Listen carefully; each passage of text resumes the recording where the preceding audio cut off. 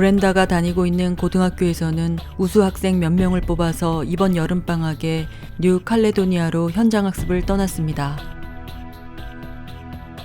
착실하게 학교 생활을 한 브렌다는 이번에 뽑혀 친구들과 집을 떠나 생활할 수 있다는 것에 너무 들떠 있었습니다. 뉴 칼레도니아는 프랑스 식민지였기 때문에 지금도 프랑스어를 공용어로 쓰고 있어 프랑스어를 배우고 사용하기에 좋은 곳이었습니다. 처음 방문하는 뉴 칼레도니아는 시드니와는 전혀 다른 분위기였기 때문에 브렌다와 친구들은 하루하루 재밌게 보내고 있었습니다. 그렇게 며칠이나 지났을까 시드니에 남아있는 친구들이 페이스북 메신저로 브렌다에게 메시지를 보내기 시작했습니다.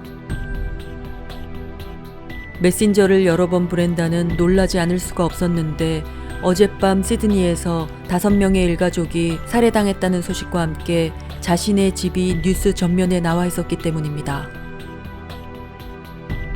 선생님과 함께 공항으로 달려간 브렌다는 다음 비행기로 급히 시드니 집으로 향했습니다.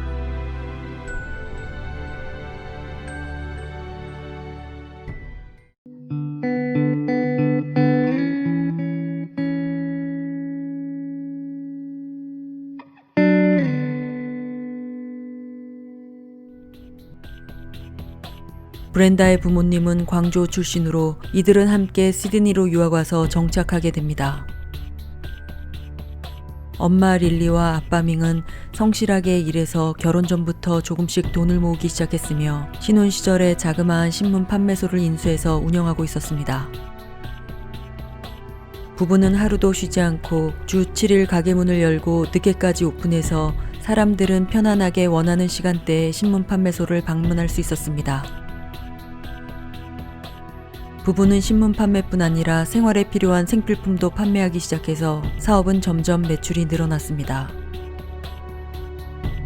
그들은 이제 아기를 낳아도 편안하게 키울 수 있을 것 같아 릴리와 밍은 딸을 낳게 되는데 이 딸아이의 이름이 브렌다였습니다. 부모님은 브렌다를 낳고 몇 년 뒤에 헨리를 낳았고 그 뒤에 테리를 낳아서 이남 일녀의 가족을 이루게 되었습니다.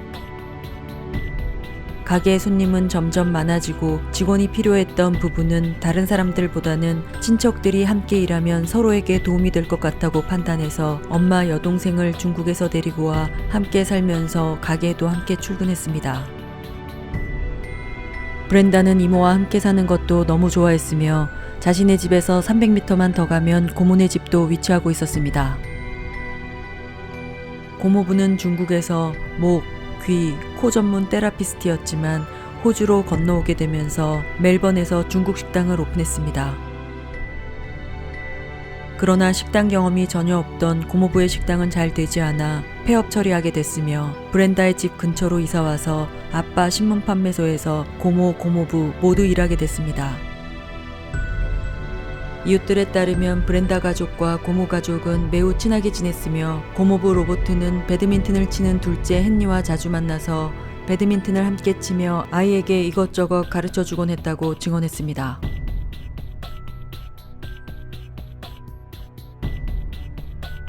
이제 15살이 된 브렌다가 뉴 칼레도니아로 현장 학습을 가게 되면서 아침 일찍 아빠 밍은 브렌다를 공항에 데려다 주었습니다.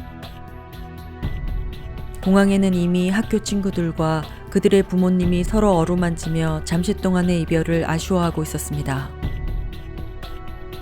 브렌다는 그들을 바라보며 옆에 서 계신 아빠에게 아무런 말도 꺼내지 않았습니다. 사춘기 소녀들이 그렇듯 이제는 아빠에게 애교 떠는 게 별로 내키지 않아서 쿨하게 조용히 서 있었습니다. 아빠 역시 브렌다 옆에 조용히 서 계시다가 떠나는 브렌다에게 가볍게 손을 흔들어 주시고 뒤돌아 공항을 빠져나갔습니다. 이 모습이 브렌다가 본 아버지의 마지막 모습이 됐습니다.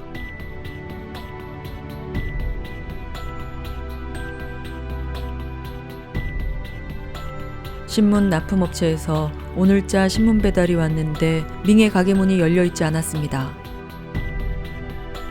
업체 직원은 단 한 번도 가게 문을 늦게 연 일이 없었는데 이상한 생각이 들었지만 우선 가게 앞에 신문 뭉치를 내려놓고 떠났습니다. 오후가 다 되는 시간에도 신문 판매소가 문을 열지 않자 근처 상점 주인들은 이상하게 생각했고 민과 릴리에게 전화했지만 받지 않자 고모에게 전화 걸어 민의 안부를 물었습니다. 가게 문이 안 열려 있다는 말에 놀란 고모는 바로 공원을 가로질러 오빠 밍의 집으로 남편 로버트와 함께 달려갔습니다. 문을 열고 들어서자 집안은 조용했습니다. 고모는 2층으로 올라가서 부부 침실 문을 연 순간 소리를 지르고 말았습니다. 침대에는 반쯤 걸쳐진 채 피범벅이 된 채 사망한 브렌다의 엄마와 엎드려 사망한 오빠 밍이 있었으며 아이들 방으로 달려가자 아이들 역시 처참하게 죽어 있었습니다. 고모는 떨리는 목소리로 911에 신고했습니다.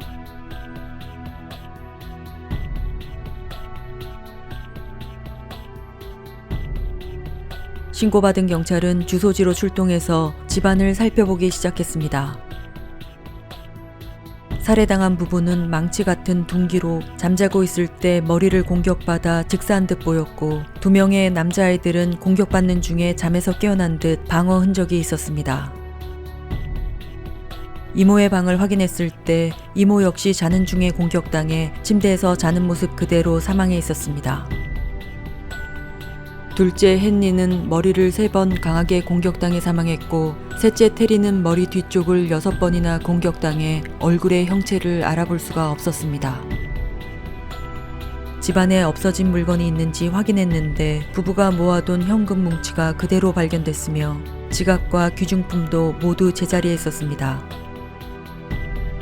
경찰은 금품을 노린 강도는 아닌 것으로 추측했으며 원한에 의한 살인으로 추정했습니다.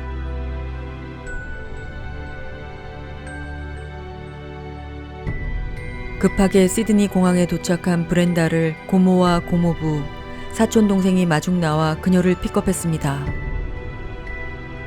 브렌다는 집에 도착하자 경찰과 폴리스 라인이 쳐져 있는 것을 보고야 가족들에게 무슨 일이 일어난 게 맞다는 생각이 들었습니다.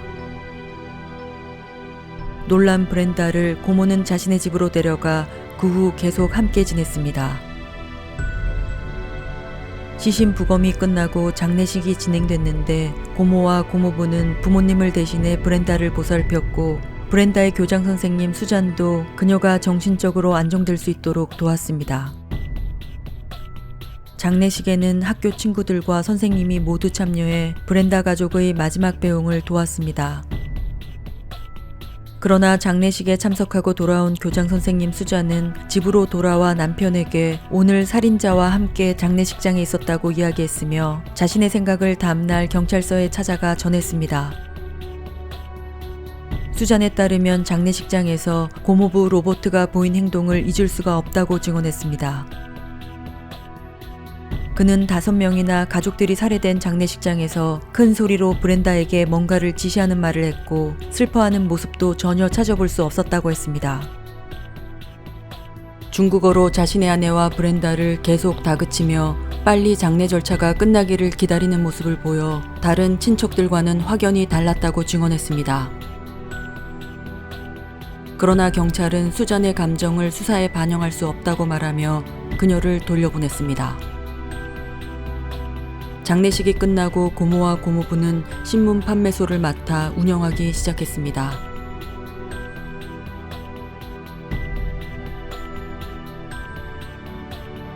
살인사건이 일어나고 1년 뒤에 경찰은 유력한 용의자로 고모부 로버트를 체포했습니다.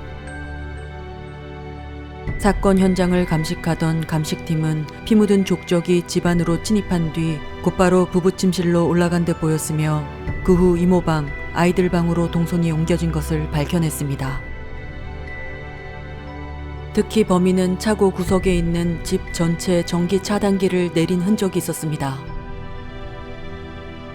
특이한 점은 브렌다의 방에서는 어떠한 흔적도 없는 것으로 보아 집 구조를 잘 알 뿐 아니라 브렌다가 현장 학습으로 집에 없다는 사실도 모두 알고 있는 듯 보였습니다. 경찰은 족적을 확인한 결과 고모 부인 로버트의 아식스 운동화와 같은 크기와 같은 문양임을 밝혀내고 더 정확한 증거를 확보하기 위해서 로버트 집에 몰래 CCTV를 설치하고 부부의 행동을 감시했습니다. 감시가 시작되고 얼마 후에 로버트는 아식스 운동화 박스를 잘게 자른 뒤 화장실 변기에 버리는 모습과 신발을 어디에선가 버리고 오는 모습을 포착했습니다. 수사가 진행되는 동안 교장 선생님 수잔은 아무래도 고모부 로버트를 의심하며 브렌다에게 고모 집에서 나올 것을 권유했습니다. 수잔은 변호사를 브렌다에게 소개시켜주면서 모든 것을 변호사와 상의하고 결정하라고 알려줬고 브렌다는 변호사와 상의 끝에 새로운 거주지로 옮겼습니다. 그리고 이 새로운 주소는 고모 쪽에는 알리지 않았습니다. 경찰은 로버트의 집에서 피 자국을 발견하고 감식한 결과 살해된 5명 중 4명의 DNA가 섞여 있었습니다. 아마도 로버트의 신발에서 떨어진 것으로 보였는데 이 핏자국은 서랍장에서도 발견됐습니다.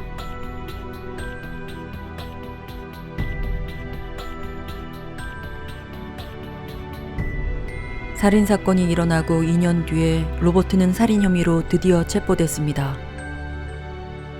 이 소식을 전해 들은 브렌다는 고모부가 그랬을 리 없다고 믿지 않았지만 첫 번째 재판에 참석한 후 경찰의 증거를 확인하고 그녀는 절망했습니다.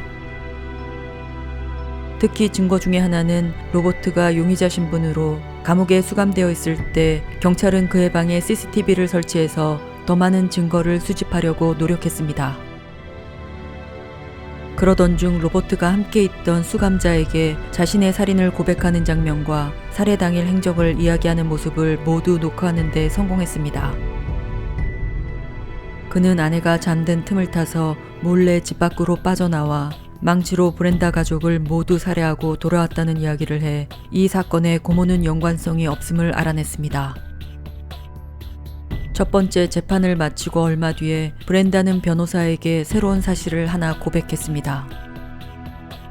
고모부 로버트가 자신의 인생을 바꾼 것이 이번이 첫 번째가 아니라고 이야기했습니다. 살인이 일어나기 몇 년 전부터 고모부에게 계속 강간당해왔다고 어렵게 이야기를 꺼냈습니다. 이 말을 들은 변호사는 너무 놀라 바로 이 사실을 경찰에게 알렸습니다. 두 번째 재판이 시작되면서 검찰은 범행 동기로 브렌다 부모님이 운영하시는 신문 판매소 매출을 알고 있던 로버트는 하는 사업마다 실패한 자신과 비교하며 질투했을 가능성이 높아 보였습니다. 브렌다는 성적으로 이미 지배한 상태이기 때문에 브렌다를 남겨두고 모두 살해하면 재산이 모두 브렌다에게 넘어오게 되며 그녀는 아직 성인이 아니기 때문에 후견인이 이 재산을 관리할 수 있다는 것을 계산한 듯 보였습니다. 또한 브렌다가 자신의 집으로 들어오면 성적 학대를 수시로 할 수 있다는 점도 고려한 듯 보여 죄질이 아주 나빠 보였습니다.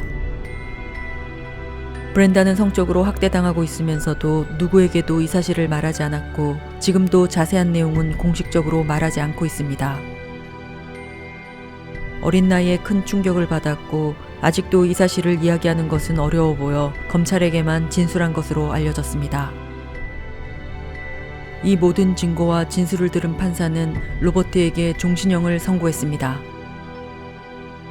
그러나 현재 로버트는 무죄를 주장하고 있으며 고모 역시 남편의 무죄를 밝히기 위해 지금도 노력하고 있습니다.